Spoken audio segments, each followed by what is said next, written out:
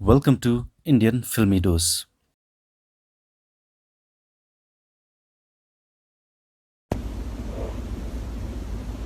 हाय, मेरा नाम राम नरेश दिवाकर है और आज मेरा जन्मदिन है। मुझे लगा कि ये बहुत सही समय है आप लोगों से सुशांत को लेके बात करने का।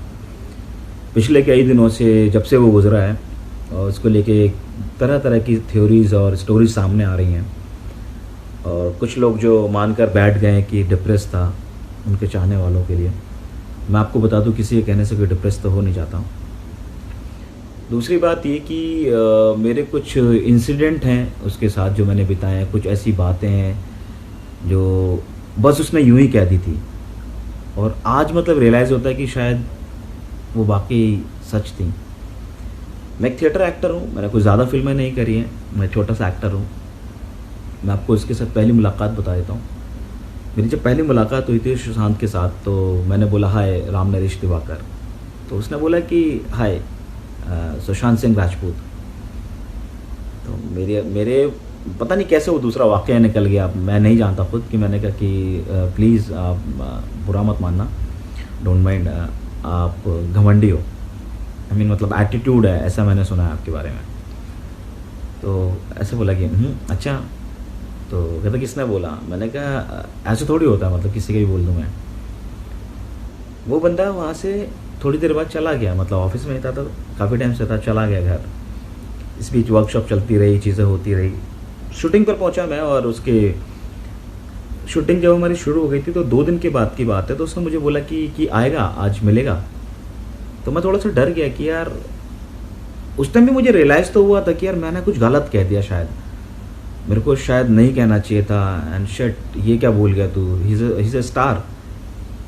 तो मुझे रियलाइज़ हुआ कि बेटा दिवाकर, ये मुश्किल लग रहा है कि तू फिल्म कर पाएगा। अब इधर तेरी ये कंप्लेंट करेगा तो इस फिल्म से बाहर। ये फिल्म आई और गई, बट कुछ नहीं हुआ। इस बीच में चलता रहा सब कुछ। शूटिंग पर पहुँचे, 2 दिन हुआ। 2 दिन के बाद उसने मुझे बुलाया शूटिंग स्टार्ट होने के बाद। कहता कि आज मिलेगा डिनर पर। मैं कहा हाँ ठीक है, आता हूँ। कहता तुझसे कुछ बात करनी है। तो मैं उसने जब ये बोला तुझसे कुछ बात करनी है, तो मुझे रियलाइज़ हुआ कि यार मैंने क्या ऐसा कुछ कहा है, कोई बात मेरे से गलती से हो गई हो। मुझे रियलाइज़ हो रही थी कि कुछ कुछ तो गड़बड़ है। तो उसने जब मुझे बुलाया तो मैं बैठा, तो गया अपने होटल से उसके पास में। हम लोग गार्डन में बैठ के खाना खा रहे थे, टेबल लगा हुआ था। तो बोला कि कह रहा दिवाकर, थोड़ी बहुत हाल चाल सब पूछा वछा, खाना पीना थोड़ा शुरू किया। खाना खान ख़त्म कर लिया था हमने। फिर बोला कि दिवाकर एक बात बता, तूने मुझसे जब हम मिले थे पहली बार, तूने मुझसे कुछ कहा था? मैंने कहा हाँ भाई कहा तो था, याद नहीं बट मुझे याद था कि मुझे लगा पता नहीं अब शायद ये बदला लेगा, अब फिल्म के आने के बाद मुझे बाहर निकालेगा, ये मुझे नहीं पता था। बट सडनली बोलता है कि याद कर पहले दिन और पहला वर्ड। मैंने कहा हाँ याद आ गया। मैं घबराया हुआ था। तो बोला कि ऐसे मेरा हाथ पकड़ा उसने और कह रहा हाथ दे, और हाथ दिया और बोला कि तू दिवाकर जैसा है ना वैसे ही रहना। मैं अभी तक डर रहा हूँ कि मुझे लगा ये शायद कहीं मारेगा या फिल्म के बारे में मुझसे बोलेगा कि तू फिल्म नहीं कर रहा, ऐसा मुझे लगा। क्योंकि इज़ अ स्टार, आपको पता नहीं है शायद कि स्टार अगर एक बारी बोल दे तो आउट आप। उसके बाद मैंने कहा भाई मतलब ऐसा मैंने क्या कर दिया?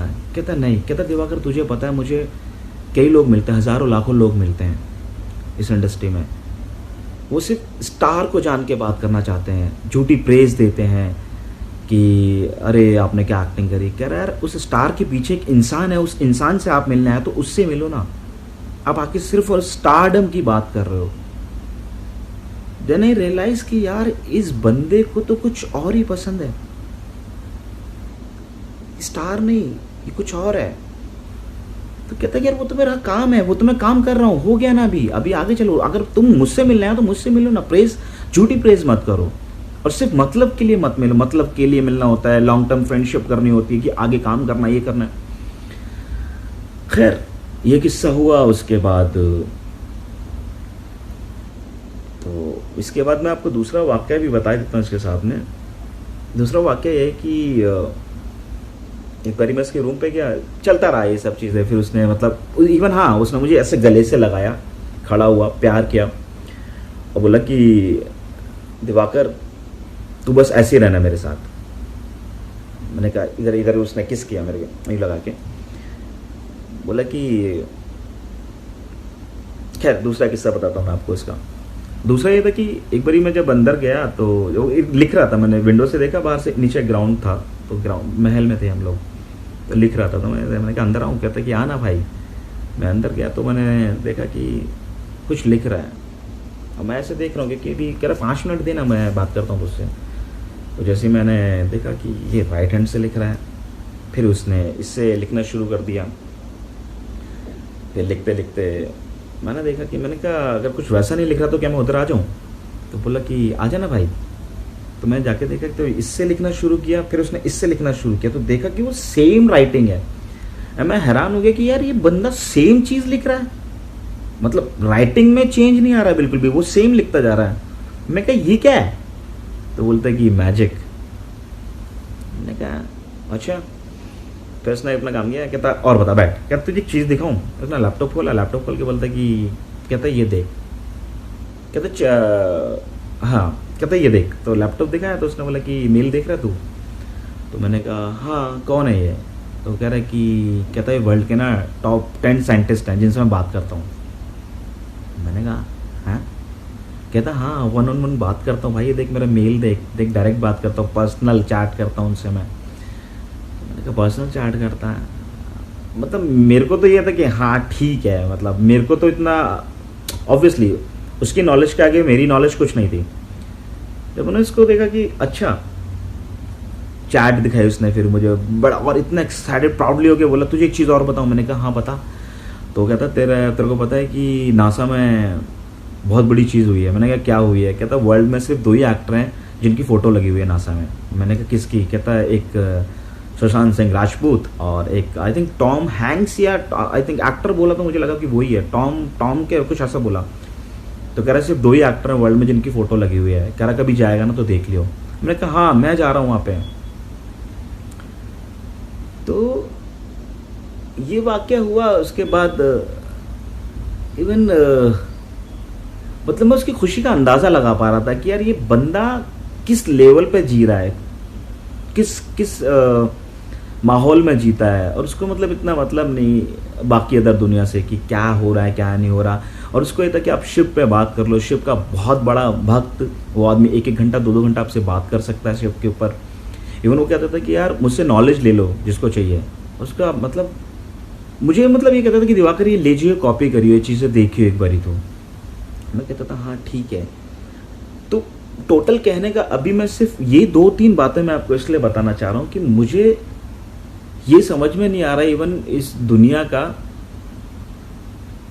कि एक जो आदमी अपने ड्रीम्स पब्लिकली आपको 150 ड्रीम्स आपको बताता है कि ये मैं करने वाला हूँ, ये मैं करने चाहता हूँ। हाँ इवन उसने ये बोला मुझे कि तू आज अब से 5 साल बाद देखियो तेरा भाई कहाँ होगा।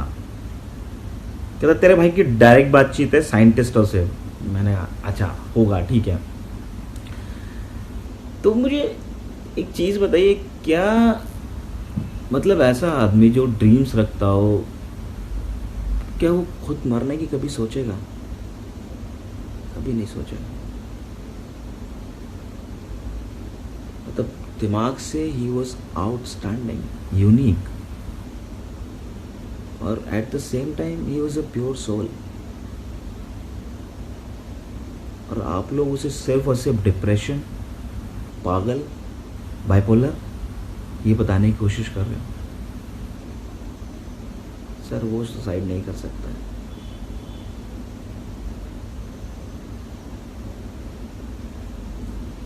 I think thank you. मतलब ये कुछ बातें हैं जो मैं शेयर कर रहा हूँ आपसे, और भी बहुत सारी बातें हैं फुर्सत में मैं बता पाऊँगा धीरे धीरे। कुछ बातें तो मैं चाहता था कि आप लोगों तक पहुँचाऊँ। Thank you.